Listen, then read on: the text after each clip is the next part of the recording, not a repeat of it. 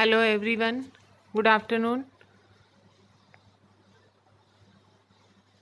BEd first year में general science subject हम पढ़ रहे हैं, जिसके अंतर्गत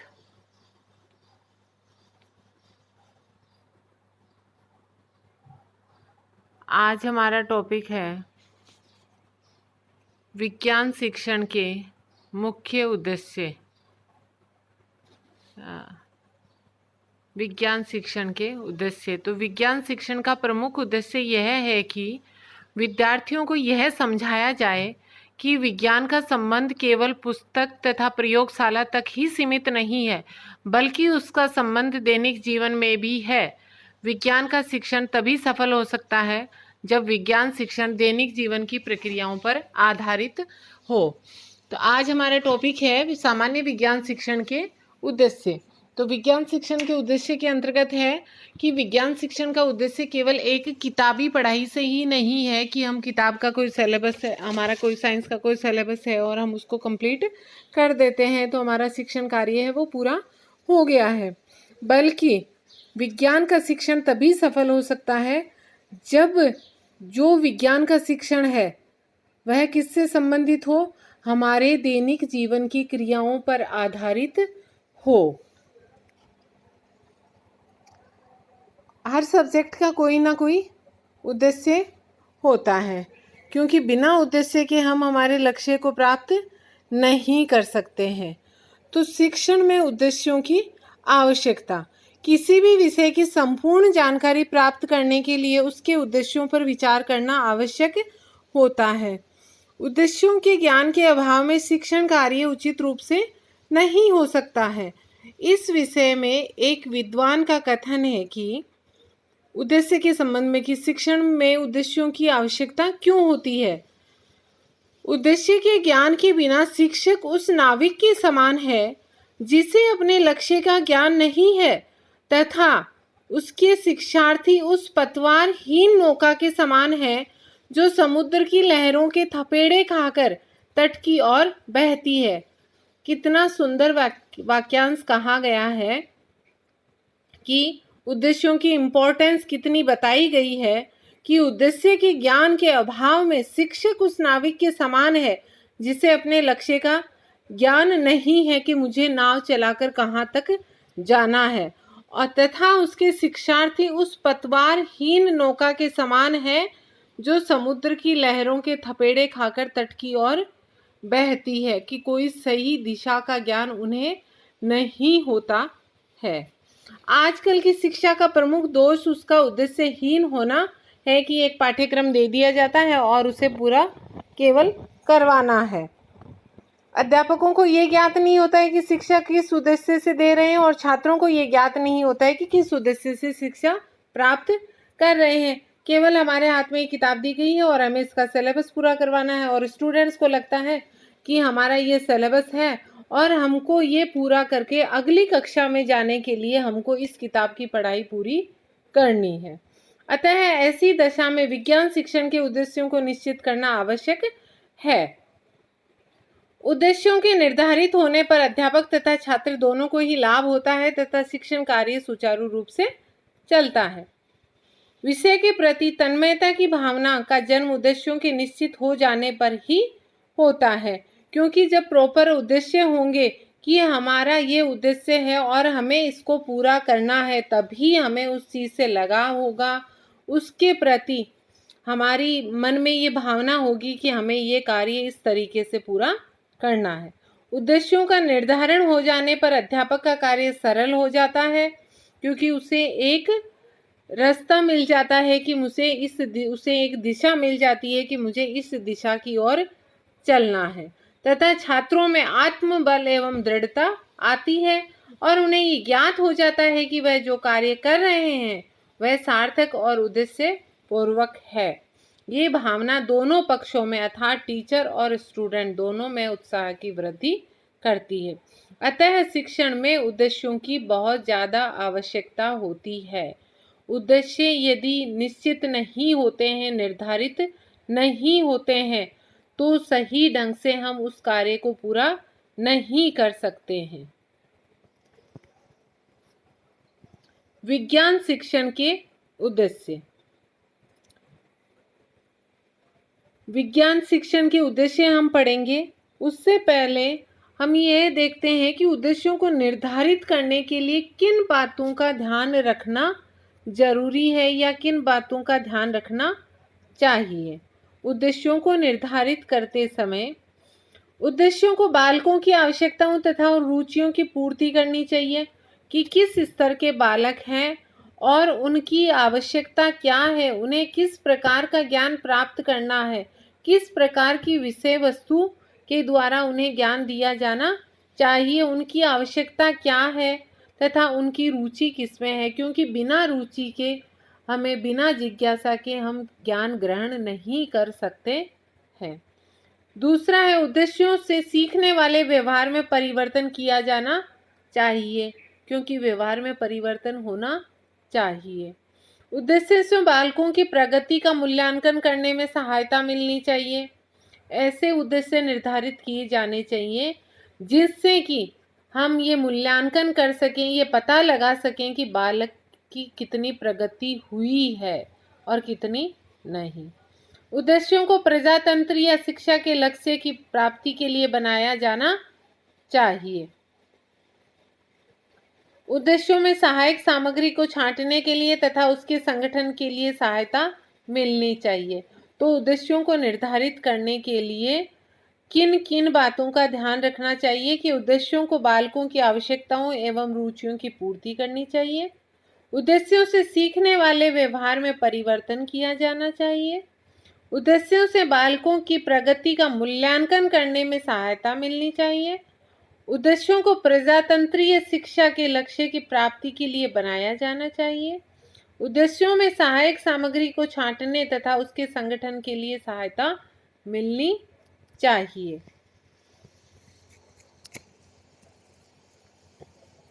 उद्देश्य निर्धारित करने के लिए विभिन्न मापदंड हैं, जिनमें से कुछ मापदंड निम्नलिखित प्रकार से हैं कि उद्देश्यों को मनोवैज्ञानिक सिद्धांतों पर आधारित होना चाहिए।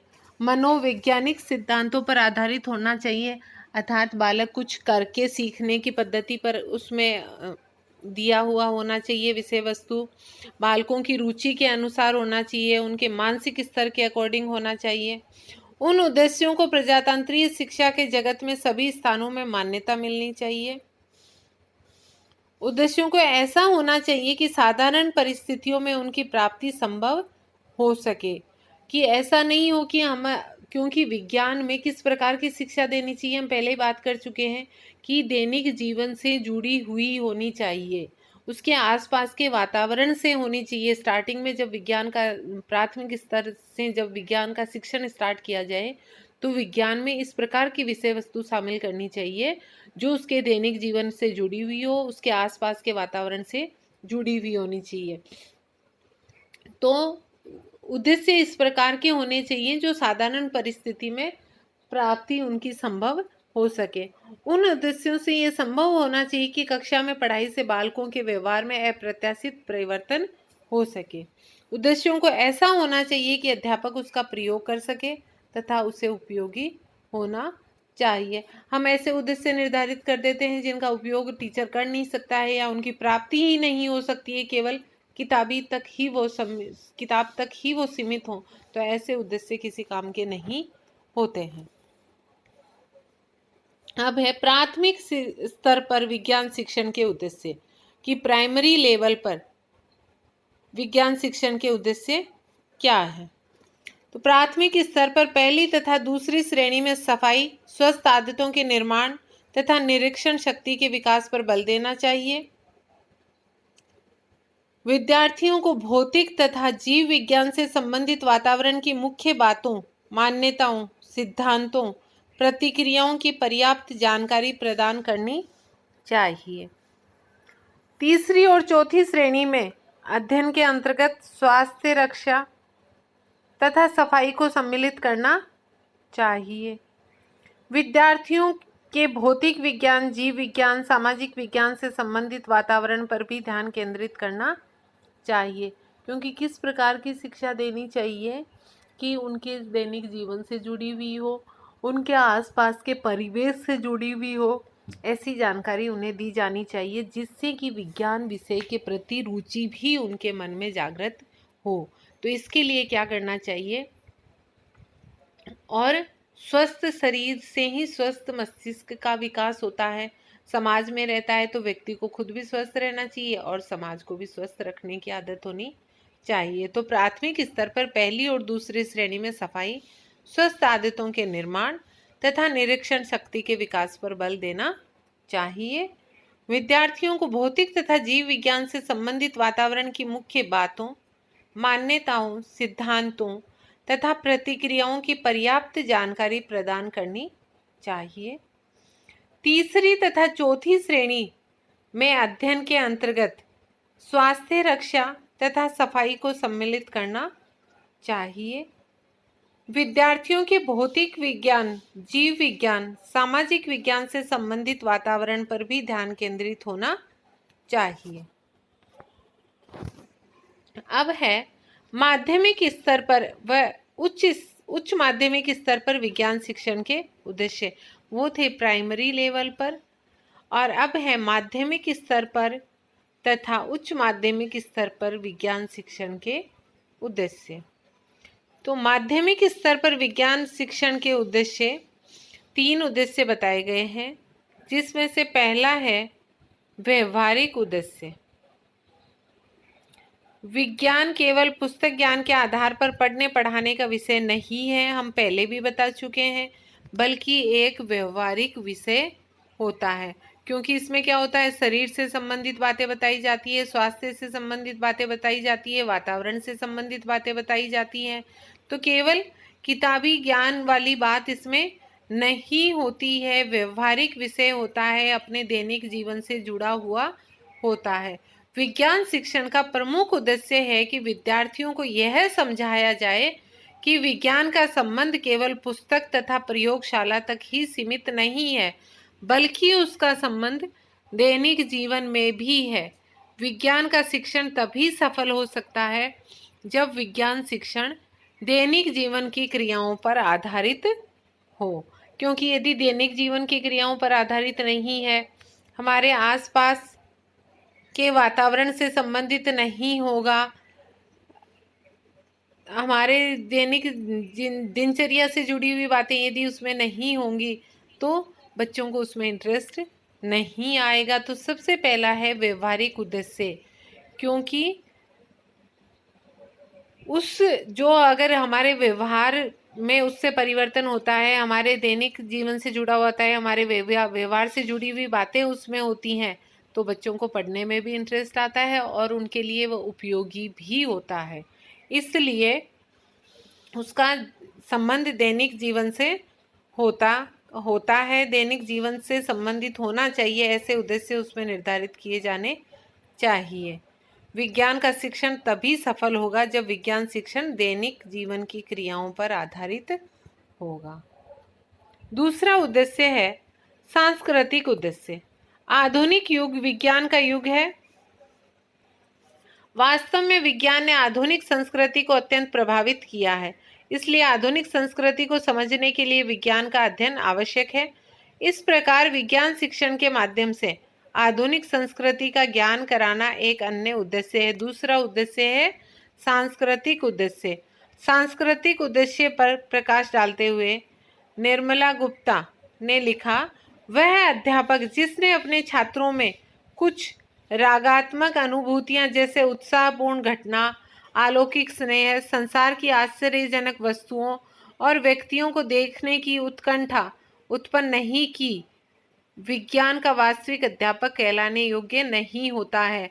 उनका मानना है कि रियल में एक साइंस का टीचर वही होता है जो अपने स्टूडेंट्स में संसार में जो भी आश्चर्यजनक वस्तुएं होती हैं, जो भी अजीबोगरीब जो घटनाएं होती हैं, जो अन्वेषण होते हैं, जो भी कुछ खोज की हुई होती हैं, उनको समझने के प्रति यदि उनके मन में उत्साह की भावना, उत्कंठा की भावना उत्पन्न नहीं होती है, यदि उनमें उत्साह नहीं उत्पन्न होता है, तो इसका मतलब वे नीरसता महसूस कर रहे हैं। विज्ञान के अधिकांश आविष्कारों का संबंध किसी न किसी हर्ष, त्याग, स्नेह और उत्साहपूर्ण घटनाओं से होता है। अतः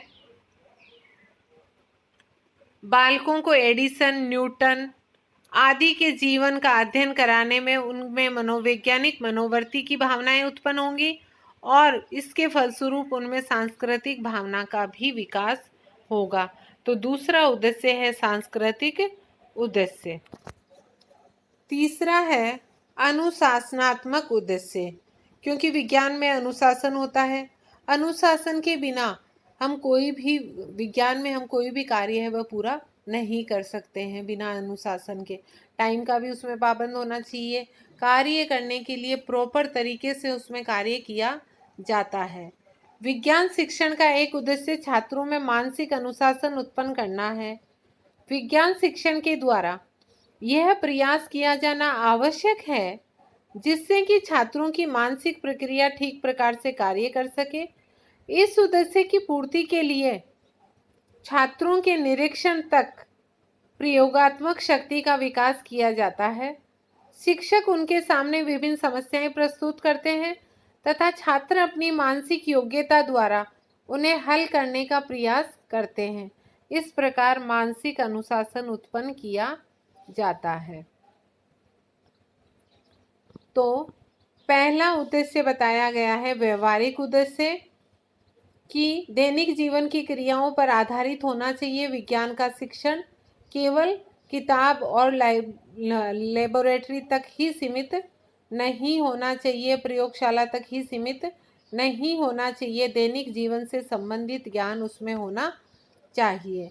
दूसरा है सांस्कृतिक उद्देश्य, कि हमारे जो भी वैज्ञानिक हुए हैं, जो भी खोज हुई है, जो भी घटनाओं जिन भी घटनाओं के बारे में जानकारी प्राप्त हुई है, प्रूफ प्राप्त हुए हैं, पता चला है, उन सब से संबंधित बालक बालिकाओं के मन में, स्टूडेंट्स के मन में जिज्ञासा और उत्साह की भावना उत्पन्न होनी चाहिए। तीसरा है अनुशासनात्मक उद्देश्य, कि अनुशासन उनमें डेवलप हो, इस प्रकार की विषय वस्तु उसमें सम्मिलित होनी चाहिए। आज के लिए इतना ही। Thank you.